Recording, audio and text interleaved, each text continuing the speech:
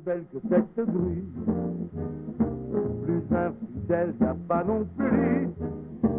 Pas plus volasse que cette salope. Elle déménage de l'un à l'autre. El argumento principal es que las licencias fueron obtenidas en legal y debida forma. ¿Qué significa legal y debida forma? Las licencias de urbanismo y de construcción deben tener fundamento en las normas urbanísticas vigentes al momento de la radicación de una solicitud. Cuando se radicaron esas licencias, se radicaron con base en decretos de incorporación suscritos por los alcaldes del distrito de la época, que habían sido fundamentados en el decreto 320 de 1992, a su vez autorizado por el Consejo de Bogotá a través del acuerdo 6 del 90, con base en el cual la ciudad entendió que había unas zonas de los cerros absolutamente degradadas, unas zonas del sector suburbano de los cerros totalmente degradadas por barrios subnormales o por canteras, por explotación de canteras, que respecto a las cuales el distrito no tenía cómo recuperarlas, razón por la cual invita a los inversionistas constructores para que recuperen ambientalmente la zona y correlativamente se les permita un desarrollo de construcción de muy baja densidad, generando un elemento jurídico fundamental, que es que incorporan la zona al perímetro urbano de la ciudad, momento en el cual esas zonas dejaron de ser rurales y por lo tanto cerro con protección y se convierten en urbana, categoría urbana, con posibilidad de obtener licencias. Cuando Planeación Distrital y la CAR llegaron a un acuerdo, y fue el acuerdo 59 del 87 de la CAR, que a condición de urbanizar en baja densidad la parte de abajo de los cerros, los urbanizadores le entregarían a la ciudad, para que la ciudad lo restaurara, lo conservara, lo utilizara en recreación, en educación ambiental, el resto de los cerros. Y allí en ese año nació en Planeación Distrital y la CAR la idea del gran parque ecológico de los cerros.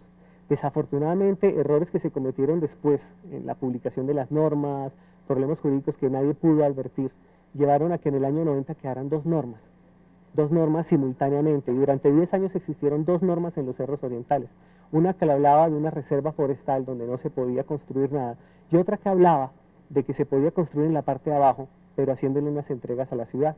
Lamentablemente, las otras normas que reglamentaban cómo se hacían esas entregas de bosque y páramo a la ciudad, esas normas no quedaron en pie por un problema de trámite, por un problema procedimental.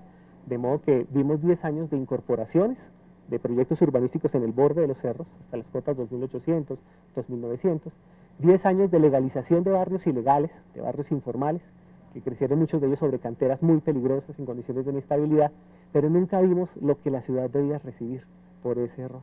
Si yo pregunto cuál es el mandato constitucional o legal que establezca el área de la reserva, cuántas hectáreas deben estar reservadas, esa norma no existe. Es decir, de lo que se trata es de evitar que continúe pasando lo que ha sucedido. Y es que ahora, por ejemplo, en el mes de abril del año pasado, la actual ministra de Medio Ambiente, con razones a lo mejor muy juiciosas, no soy yo quien la juzga, sustrajo de la reserva 900 hectáreas. Lo mismo había hecho en su momento la CAR y lo mismo hizo también Planeación Distrital. ¿Cómo hacemos para evitar eso? Mañana puede llegar un gobernante que reduce a la mitad la reserva. ¿Cómo hacemos para evitar eso? Porque siempre habrá un inversionista, un empresario, que con un propósito mercantil seguramente muy juicioso, va a tener interés en sustraer de la reserva algunas hectáreas para hacer obras. Ha llegado el colmo de la responsabilidad, Ramón, que encontramos licencias de construcción otorgadas, negadas por curadores y otorgadas por Planeación Distrital hace algunos meses, algunos años, y se entregó la licencia para construir dentro de la reserva a condición que en el término de unos meses el titular de ese derecho lograra la sustracción de esos predios de la reserva. Y por supuesto, entonces allí viene el lobby y la intriga, y nos conocemos cómo es la administración pública en Colombia, y el poder del dinero y la corrupción, y entonces seguramente se sustraen con frecuencia algunas hectáreas de manera lícita, se sustraen hectáreas de la reserva. La idea entonces es que no vuelva a suceder, porque habrá un mandato inequívoco, obligatorio y perenne y no habrá ni una sola construcción particular nueva en los cerros de Bogotá. No es que los decretos de incorporación se hayan hecho indiscriminadamente en los cerros, no. El decreto 320, que es de protección del sistema orográfico de la ciudad, señaló que solamente se podía concertar en zonas degradadas y se hizo un estudio físico de cuáles eran las zonas degradadas. Entonces, los decretos de incorporación se hicieron solamente sobre predios que tenían barrios subnormales que obviamente generaron degradación del cerro y explotaciones de cantera. No existe una definición de parte del Ministerio del Medio Ambiente sobre la línea que divide la reserva forestal de la franja de adecuación de los cerros. Estoy diciendo que mientras el señor alcalde no tenga absolutamente claro hasta dónde llegan las competencias del Ministerio del Medio Ambiente, le es imposible determinar en algunos casos cuáles desarrollos urbanísticos estarían en situación de legalidad y cuáles estarían en situación de ilegalidad. Los asentamientos subnormales existentes en los cerros se originan básicamente en el llamado urbanizador pirata, que es aquel que no acude a las normas, ni mucho menos a la autoridad competente para que le dé una licencia. A él eso no le importa, porque su negocio es urbanizar en contra de la ley. Esos son los desarrollos ilegales. Los desarrollos legales son aquellos que se encuentran fundados en normas legales, como es el caso de los urbanizadores legales, que son los titulares de esas licencias. Lo grave del asunto es que un debate mal manejado de este estilo termina atacando al legal y dándole prerrogativas al ilegal. El pasado debe quedar en manos de las autoridades competentes y de los jueces de la República, y sobre eso tú vas a encontrar todo tipo de posiciones, quienes alegan haber actuado el derecho y quienes piensan que se cometieron irregularidades. Ese es un tema que habrá, repito, que dejar en manos de las autoridades. A nosotros lo que más nos interesa es el futuro. ¿Qué vamos a hacer de ahora en adelante con los cerros? ¿Vamos a continuar con ese desorden? ¿Vamos a seguir alimentando esa infamia de un verdadero ecocidio impune? ¿Se van a seguir acabando los cerros? Si no actuamos rápidamente, muy probablemente las construcciones particulares van a llegar hasta la cima del cerro. La idea es parar en un acto de autoridad y detener lo que está sucediendo con los cerros para salvar lo que queda de los cerros. Hay varias situaciones jurídicas que estamos analizando, hay varios derechos que podríamos decir que han sido adquiridos ya por gente que construyó en los cerros, pero también hay expectativas de derecho, como aquellas licencias que están condicionadas a la sustracción de la reserva del predio.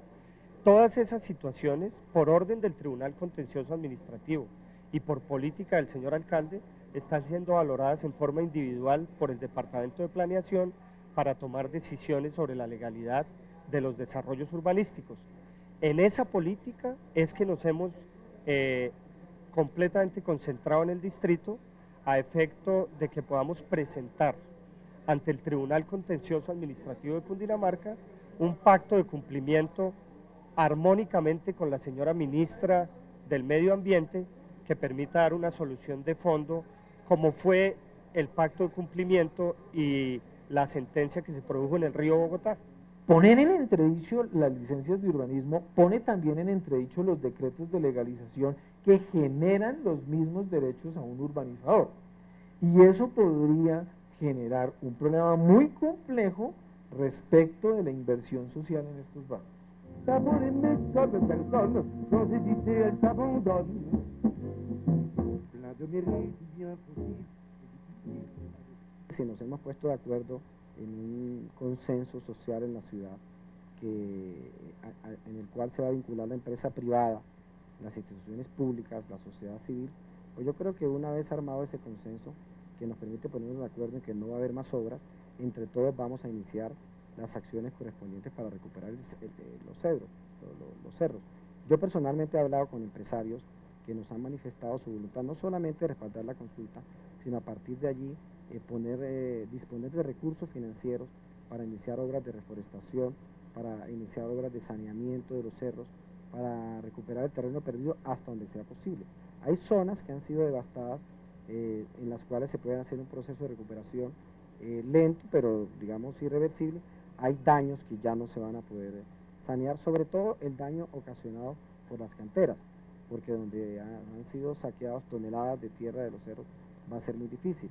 El caso del bosque nativo, por ejemplo, más del 50% del bosque nativo desapareció. Yo veo muy difícil volver a recuperarlo, pero habrá que pensar en otras formas de recuperación del cerro novedosas, y a eso nos vamos a poner. Por ejemplo, los cerros podrían ser objeto de actividades pedagógicas por parte de la administración.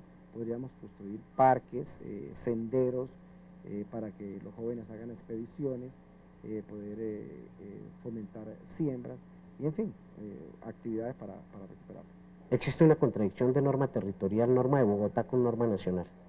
El plan de ordenamiento territorial dijo que debería formularse el plan de ordenamiento y manejo de los cerros orientales, el famoso PONCO.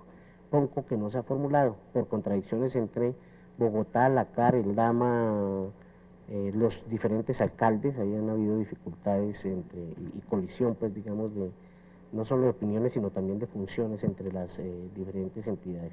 Yo creo que la alternativa hoy es la formulación del plan de ordenamiento, primera cosa. Segunda cosa, la intervención del Ministerio del Medio Ambiente sigue siendo la misma intervención del Ministerio de Agricultura en el pasado.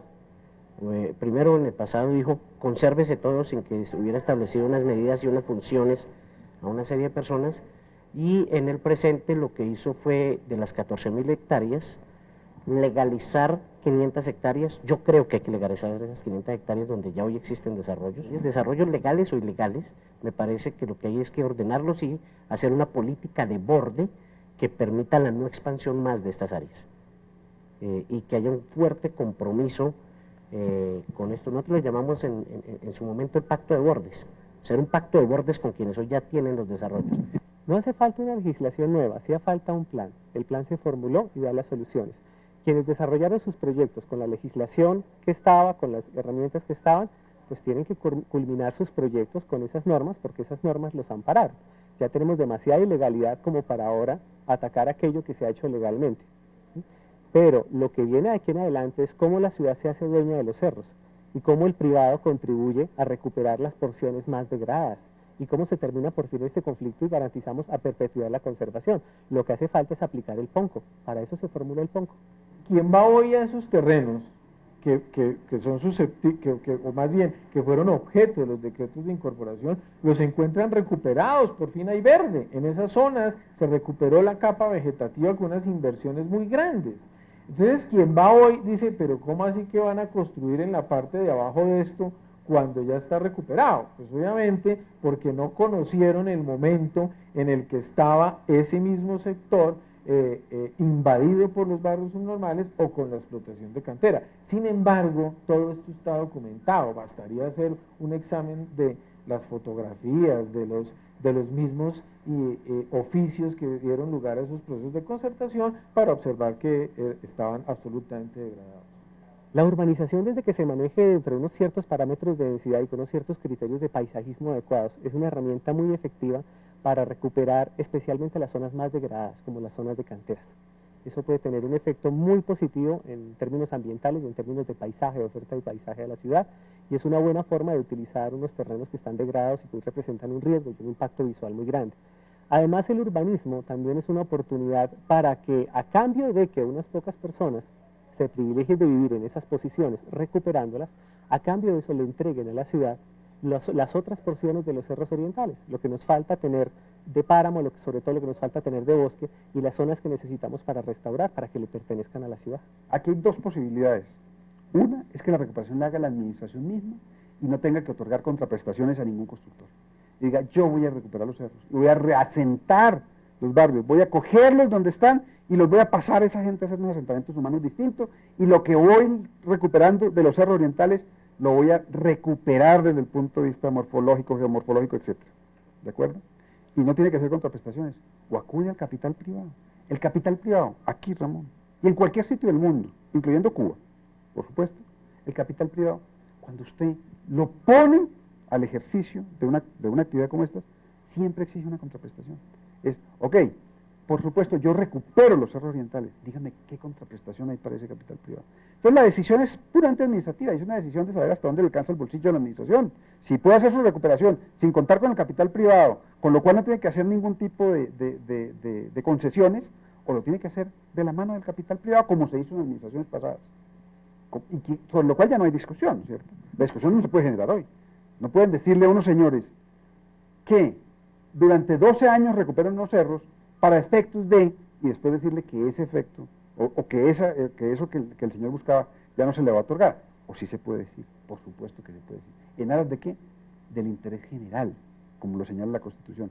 ¿Qué hay que hacer en eso? Indemnizar a esos señores. La pregunta es sí, disponer de una cifra que, como la señala el contador, yo no la conozco, puede estar cercana a los 2 o 3 billones de pesos, es razonable, versus dejar unos desarrollos que por supuesto tienen que adaptarse a todas las circunstancias, pero que hay que hacer en los cerros orientales. Los cerros no los podemos recuperar con fundamentalismo. Eso no funciona. Como quiera que los cerros orientales de Bogotá comportan un lindero fundamental de la ciudad, del perímetro urbano de la ciudad, usted no puede pretender recuperar cerro sin generar una zona de transición entre la ciudad y lo rural. Nosotros estamos completamente de acuerdo en que la zona rural del cerro, no degradada, hay que conservarla a toda costa. Pero eso se logra si logramos señalizar, generar un cordón de transición entre la ciudad y ese cerro para que eso que está sin desarrollar y sin barrios subnormales y sin explotación de canteras se pueda conservar. Porque lo más peligroso de esto sería un fundamentalismo según el cual, a partir de la vía, llámese carrera séptima, carrera quinta o avenida Circunvalar, de ahí para arriba, decidimos declararlo de reserva y no se puede tocar, y en el paso del tiempo, por la imposibilidad policiva del control, terminan otra vez desplegándose barrios subnormales, y el problema para el distrito va a ser muy complicado en el futuro. Estamos completamente de acuerdo en que eso hay que conservarlo.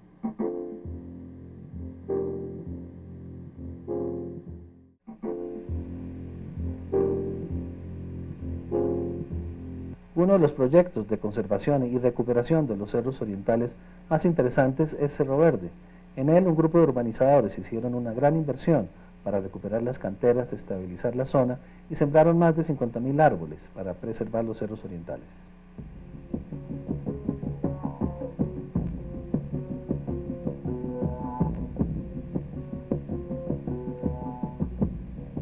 La preservación de los cerros orientales tomó fuerza a fines de los años 70. Como fuente de oxígeno, agua, fauna y flora, se redescubrió su valor. Surgieron las zonas de reserva forestal y se exigió licencia ambiental para nuevos desarrollos. Muchos sectores ya habían sido ocupados. La explotación de canteras, la tala del bosque y el desarrollo de barrios ilegales produjeron serios daños. Un ejemplo fue el barrio Santo Domingo a la altura de la calle 70, donde desde 1928 se abrió una cantera. Durante su explotación se redujo en 90% la selva nativa y la fauna, y la deforestación produjo una grave erosión. En los 90 Bogotá se transformó. El Estado y el Distrito reglamentaron el uso del suelo en los cerros. El objetivo era preservarlos y restaurarlos. Para fomentar la recuperación de los cerros, las normas permitieron el desarrollo de proyectos urbanísticos que contribuyeran en la misión. Cerro Verde es un modelo para recuperar un sector de los cerros orientales de alto deterioro. Con base en las normas vigentes, un grupo de empresarios de larga trayectoria emprendió el esfuerzo. Contrató un selecto equipo de arquitectos, ingenieros ambientales y paisajistas. Diseñó la recuperación ambiental. En 1995, Cerro Verde obtuvo la licencia ambiental y enseguida inició la recuperación. El proyecto implicó negociar con cada uno de los habitantes del barrio Santo Domingo. En ejemplo de concertación, los habitantes recibieron un pago justo, adquirieron nuevas viviendas y desalojaron el cerro. La recuperación se inició de inmediato. Ante la grave erosión se hizo un sofisticado y costoso trabajo de ingeniería. Se introdujeron anclajes de concreto reforzados para darle sostenibilidad a la montaña en las zonas más deterioradas por la cantera. Se instaló una malla vegetal que sembraron a profundidad de semillas. Con la malla y al germinar las semillas, se estabilizó la tierra y resurgió la capa vegetal. Se hizo un vivero en el sitio y se sembraron 100.000 árboles y plantas nativas. Los resultados hoy son visibles. El 50% del lote recuperado se le entregó al distrito como zona de reserva forestal. En el 12% del área del resto del lote, de acuerdo a la licencia de construcción que respeta todos los parámetros y normas de protección, se construirá la urbanización ambiental Cerro Verde. Cerro Verde es una urbanización ambiental modelo que demuestra cómo, respetando todas las normas y procedimientos, el sector privado puede contribuir a restaurar y preservar los cerros orientales de Bogotá. La experiencia en el mundo demuestra que una buena manera para garantizar la preservación de recursos naturales es mediante el esfuerzo de ciudadanos interesados en preservar su entorno.